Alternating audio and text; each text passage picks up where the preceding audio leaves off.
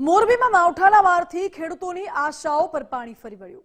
Gujarat ફર્સ્ટની team Biliya ગામે પહોંચી, જ્યાં લાખો રૂપિયાનું નુકસાન ખેડૂતોને થયું છે। એક ખેડૂતે તો 12 વીઘામાં તૈયાર મગફળીનો પાક ગુમાવ્યો।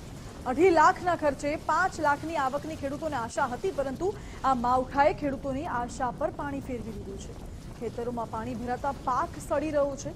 સમગ્ર જિલ્લામાં ઠેર ઠેર ખેડૂતોની માઠી દશા બેઠી છે। ખેડૂતોએ તાત્કાલિક સર્વે કરી રાહત પેકેજની માંગ કરી છે। આમાં કાંઈ હાથમાં નહીં આવે, બધું વરસાદ ત્યાં 3-4 દિવસ પલરે છે। આમને મેં હલરે મૂક્યું હતું, 2 પાથરા કાઢ્યા, વરસાદ કાપ્યો એટલે આ બધું આમને ધૂળમાં ફરી ગયું। મારા 12 વીઘાનું ખેતરે 2 થી 2.5 લાખનો ખર્ચો થયો। આમાં મોરબી જિલ્લામાં વરસેલા કમોસમી વરસાદથી ખેડૂતોના તૈયાર થયેલા કપાસ, મગફળી સહિતના પાકોમાં વ્યાપક નુકસાન થયું છે। ત્યારે હળવદના વાંકિયા ગામના ખેડૂતોએ મગફળીનું બેસણું રાખીને વ્યથા ઠાલવી।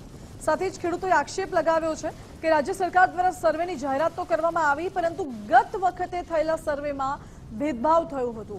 મોરબી તાલુકાના ગ્રામ્ય વિસ્તારનો સર્વે થયો અને નુકસાનીની સહાય કરવામાં આવી, પરંતુ હળવદ તાલુકાને બાકાત રખાયો હતો તેવો ખેડૂતોએ આરોપ લગાવ્યો છે।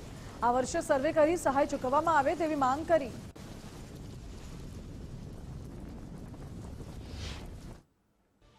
કે સરકારને અને એટલી રજૂઆત અમે કરી કે ગઈ સાલથી એવી રીતે સર્વે ન થાય, લીગલ રીતે સર્વે થાય અને લીગલ રીતે એક જ જિલ્લાના 2 અલગ અલગ તાલુકામાં મતભેદ જે રાખ્યા વળતર દેવામાં, એ રીતે આજથી મતભેદ રહેવા ન જોઈએ વળતરમાં। કે મોરબી તાલુકાને 44,000 ખેડૂત દીઠ વળતર મળ્યું, હળવદ તાલુકાને એક પણ ખેડૂતને વળતર મળ્યું નથી।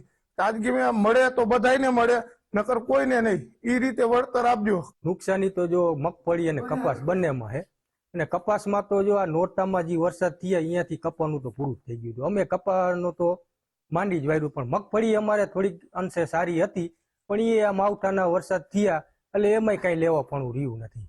હવે મગફળી સતત 4 દિવસથી આ માવઠાના વરસાદ થાય, ઉપાડેલી એમને પાથરા પડામાં પડ્યા છે। મગફળી એક તો હવે ઉગવા માંડી છે અને પાલોય પૂરો થઈ ગયો છે, એટલે હવે અમારે જે આશા એક મગફળી માટે હતી એ અમારી પૂરી થઈ ગઈ છે।